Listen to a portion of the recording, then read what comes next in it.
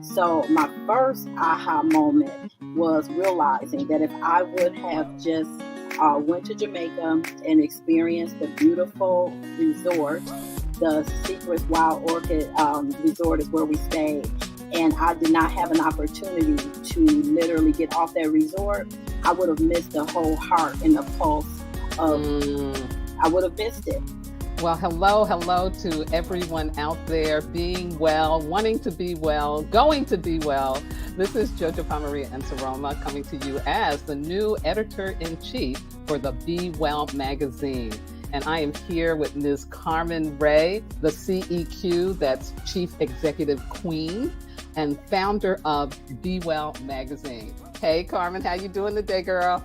Hey, Jojo Pie. Oh my goodness. I have been waiting on this day and this discussion, guys. You know who you just heard from. Yes, she is the Jojopahmaria Nsoroma. But in addition to her being a shamanic healer, an absolute fabulous author, she is one of my dearest friends. Can I just let you guys know that this additional role that she has agreed to participate in as the editor-in-chief of Be Well magazine is the coming together of God's grace for me as it relates to this magazine. Because she and I have talked about, she has walked me through so many parts of my vision.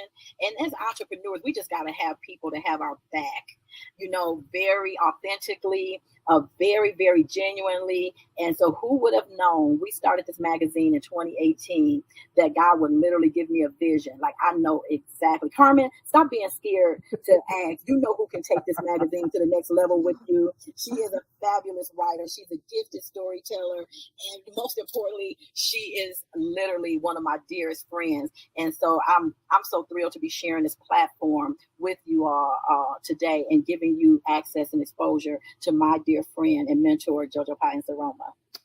Aren't you so kind? What a lovely acknowledgement and intro. And right back at you. We've known each other over 15 years. And I can remember the day I met you at the Alma Center in Milwaukee, Wisconsin, as I was coming in to shift things up. And I remember meeting you and always just feeling very loved by you, basically. And, it's just been so wonderful over the years to bear witness to your growth, to your evolution, and especially right now to this personal renaissance, the season of personal renaissance, Carmen, that you are going through. Yeah. And so we're here with the opening, right, of this new segment that we're calling Be Well Magazine Live.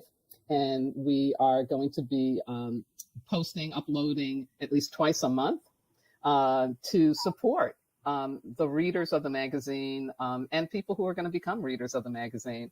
And it's just a great way to, in the times we're living in, right, to do multimedia presentations of things that help people with different learning abilities and different ways of understanding. So it's really fun. And I'm so honored and humbled and excited to be here and to interview you today on having the dream come true. Yes. Don't be good. So Carmen, you have for many years just been loving traveling. You have your own entrepreneurial business that you've been doing for many years on travel, but it's also something that you have been wanting to do for yourself for a very long time. So share with me and our viewers about how you got to Jamaica recently. How did you get to Jamaica? How did that start? Well, listen, guys, Jamaica has just been one of those things, one of those places that I felt drawn to. I remember working at a medical facility, and one of the young men that worked in the facility was one of the happiest, consistent, good energy people, and he was from Jamaica.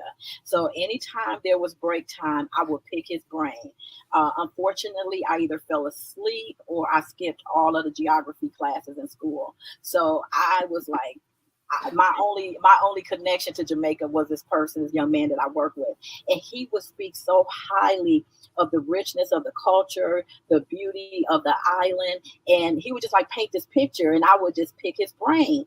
So it became a desire of mine. It just felt like a place that would resonate with my spirit. And then we messed around and came out with the movie. I think Stella Got Her Groove Back. Oh, yeah.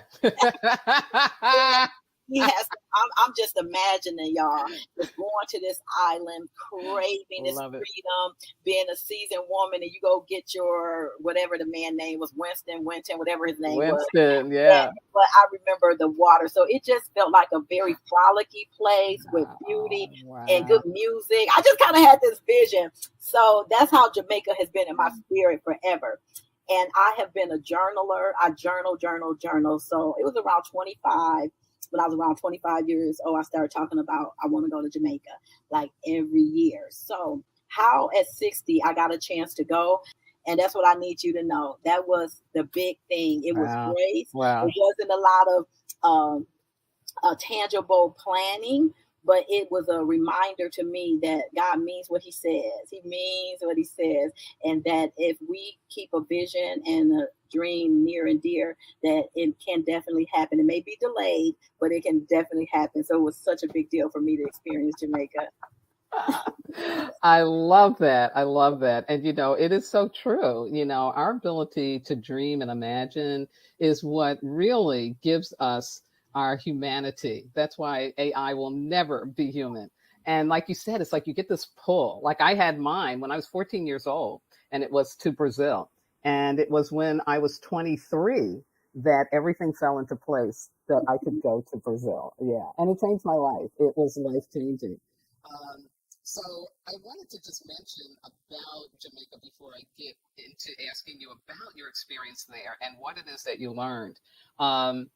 Jamaica, like most of the islands in the West Indies, have just gone through it. They've really gone through it.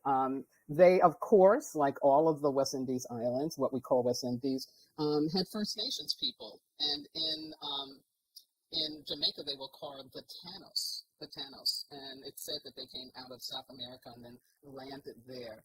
And they did call that island Jamaica. They just spelled it differently than what we do in English. So that was their island, right? They're living in their beautiful paradise. And here comes Christopher Columbus. And we know what happened then. It all go downhill.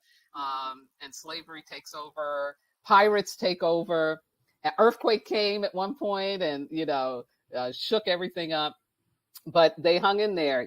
Those people are just amazing. So that's how you got the mixture of Indian, Spanish, and African. It was, of course, through the slave trade. And so it's really interesting that the British came and kicked the Spanish out. Then they took over, and that's when the slave trade really blew up there. It finally got, ended, but still, right, just like here in the United States, the people who had been enslaved were struggling economically, of course, and socially. Interesting, too. Last thing about Jamaica is that it didn't get its independence from England until 1962. Wow, right? Yeah, so it's like almost 400 years of being in that situation. And so the fact that it is still there, still vibrant, has its own constitution, has its own issues, of course, with poverty, but, it is just a place of great resilience. So I'm excited to hear about your experience of this incredible island of Jamaica.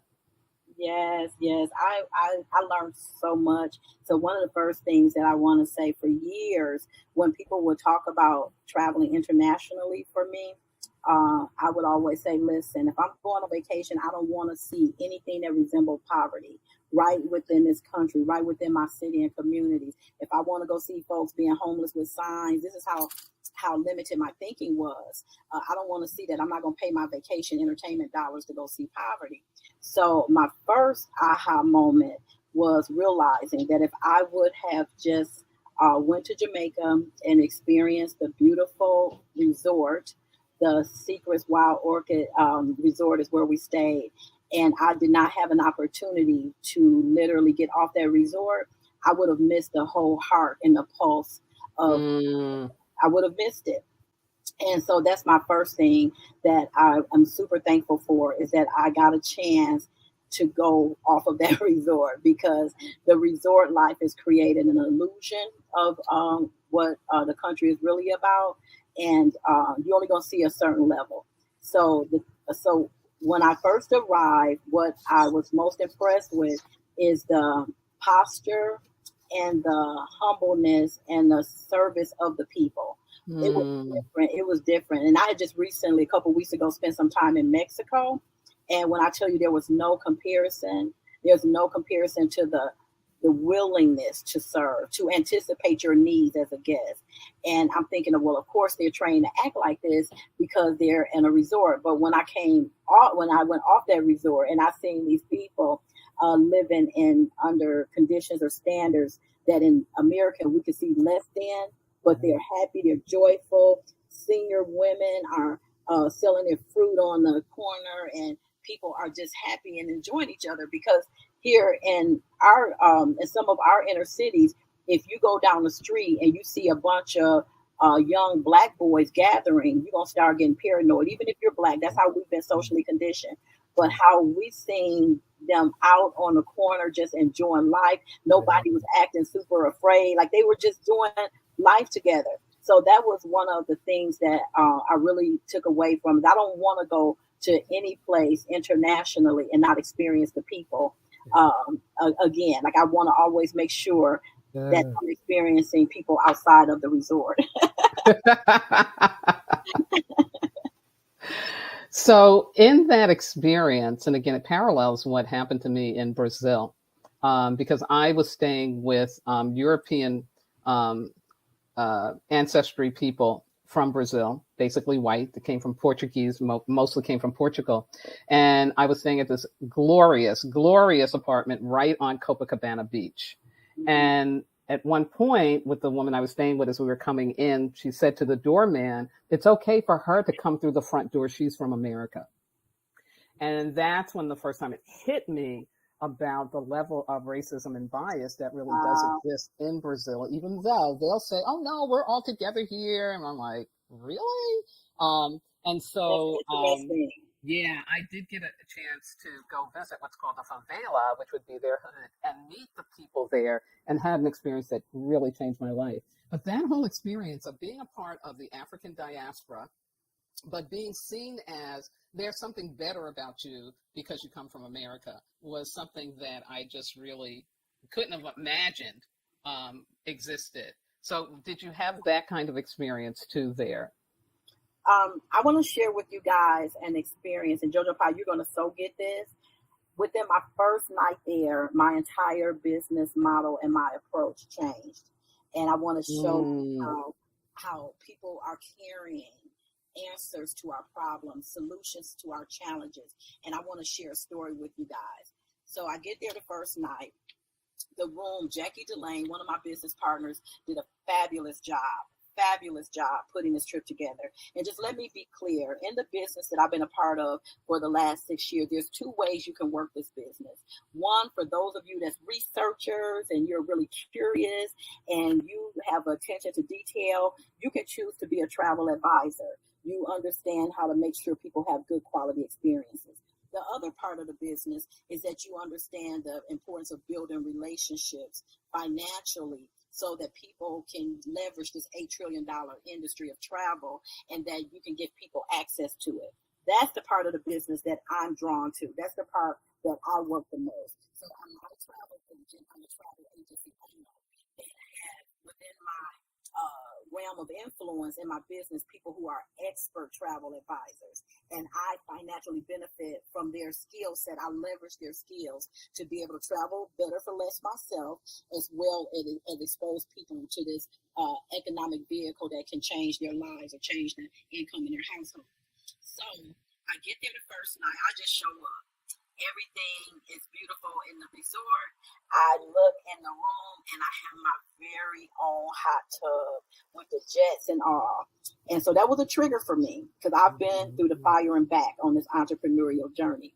But before I relocated to Arizona from Milwaukee, unplanned, I actually owned a home that had this big whirlpool tub in it. It was a 5-bedroom home, and I had the same tub, this hot tub that I think is a treat now, y'all. I think it's a treat. It's a luxury. Like, oh my goodness, I love me a good hot candlelit Epsom salt bath. I'm gonna be in this tub every day. But listen, check this out. When I was in my 30s and my 40s, I was so busy grinding and hustling that God had blessed me with that hot tub right in that house, that I could have been taking those baths every day, but I would make it like maybe once a week because I was too busy. So many times we have gifts and we have things that's right at our fingertips, but I'm here to let you know, if you don't use it, you'll lose it. that's in every area. So absolutely. be grateful. So I have made a decision when I walked in the hotel, in the resort room, that I'm using this hot tub every day. I remember having one of these, and so I make this big plan. I get my my pajamas together. This is gonna be a wonderful have everything all set up. So I turn on the water and I make a total mess. One of the jets was loose, and literally my bathroom is full of water. The water is shooting up everywhere. I'm panicking, like, what the heck have I done? It's all up against the wall, the mirror, everything. So I'm like, what the heck? Only me this would happen to. So I go to try to use the telephone. I don't know what buttons or anything, so I can't use the telephone. So then I go walk out in the hall. Let me go downstairs and somebody can help me. I turn the corner and there's a woman there with her car. First of all, I'm tripping because I never seen this in the United States, where there's housekeeping working at like 8 at night. And that blew me away. So I said, hey, I can't use my phone, but I just made a big mess in my room and I'm trying to use my phone to see if I get some help. She said, what did you do? I said, I was trying to run the hot tub, but something I did wrong and the water shot everywhere. So she said, oh, what's your room number? I give it a room number. I go back to my room. I sit on the side of the bed because there's so much mess. I don't even know where to start. And so I sit on the side of the bed, and my immediate thought was, she is not going to come and help me. She's not going to come help me because she didn't even get my room number. Who's going to remember the room number? Like, she didn't write it down or anything. I'm thinking about my short memory, but she was fully present. She didn't write anything down. 5 or 6 minutes go by. Listen, y'all. She comes to the room. She literally takes her time.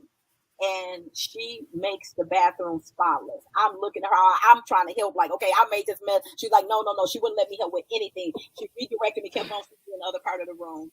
And so she literally makes the room spotless. Then she runs the water for me. Oh, no, this is the part that really blew me away. She pulls out this little toolkit and fixes the jet. I'm like, how resourceful is that? Lady, why are you doing the mechanical stuff? I thought we were going to call a real person for that. She pulls out this little tool thing. She fixed the jets, Jojopah. Then she literally runs the water for me. And then asked me, like, what kind of, did I have bath salts? She had a strong accent, so I could barely understand what she was asking me. Well, push come to shove, only my creator know that my very favorite scent is lavender. I love everything is lavender in my house. Lavender, perfume, lavender, everything is lavender. She had no way of knowing this. And she said, I have this from the spa. So I guess she must have been cleaning the spa. She gives me bath salts from the spa, and guess what? Guess the fragrance is lavender. So I'm sitting here, and I have a plan. I have my 30 singles that I'm planning on giving out as tips the whole trip. I'm like, I'm on a budget. Y'all don't know the sacrifices the sister had to make to get here the whole trip. And I know that I'm supposed to give out some tips, but it's $30 for the whole thing. She serviced me in such a high level. I gave her 10 of those $30. I said, everybody else gonna get $1, right? So she over delivered in such a way that when I was sitting in that tub, it hit me. And I said, for the rest of this year, I want to make sure that I'm anticipating the needs for myself and for the women in my network and in my community. I want to make sure that I'm over delivering. In order for us to give from a place of abundance and instead of a place of scarcity, she was prepared, y'all. She was ready. She had her tools on deck. She had her tools on deck. She made sure that I'm not only gonna clean up her mess, I'm getting ready to run her water. So how many times do we have people asking us for one thing, but we know we have the ability and the resources to give so much more, but we're not giving from a place of abundance. So I felt like she had the skills to come in here and get that room clean and ready to go in less than 20 minutes. She pulled her skills, she pulled her resources, and she made me like the number one fan of that resort. Like, I only want to see another resort. Like Sequence Wild Orchid, here I come, because absolutely of service. So when I tell you I was a journaling sister that night and the rest of that day, thinking about how is it in my business that I can be able to over deliver and serve and support the women of the Be Well community and my travel business partners in the same way. I love it. I love it. I love that story. And I love, more importantly, how, this dream that you manifested, right? It's been almost a 30-year period, because that movie came out in the 90s, and it might have been in the 90s when you were, meeting that man from Japan, and he was inspiring you with, oh, there's something here. Yeah. So for that whole period, to have that dream come true. And from what I'm hearing from you, realizing that it was more than just a vacation. It was more than just being brought to somewhere that you've been dreaming about, wanting to experience. It actually was growing you, stretching you, gifting you, right? With more of what you need in order to continue, on your journey of success. So tell me, if you will, please, and the audience, Carmen, about, this taking this vacation without having like $5,000 in the bank. Like, how and why did you do that? The road has not been easy, and I'm so sorry that, social media is a gift, but it is also a curse to so many of us, because it shows the highlights. It shows the highlights, and it doesn't necessarily show a really good ideal of the real backstory that entrepreneurs are going through. So it was so much that went into this trip happening, but just to protect the sacredness of the other people that was involved, I won't share all the details here, but the message overall is that I want to share with especially women over 50. There is a group of us, y'all, that we really prepared. Maybe some of us were so lucky we found the love of our life. You got that 2-income household. Y'all can bounce things off each other, and you have that anchor. Or maybe in addition to your spouse, you may have went through college and you got your career.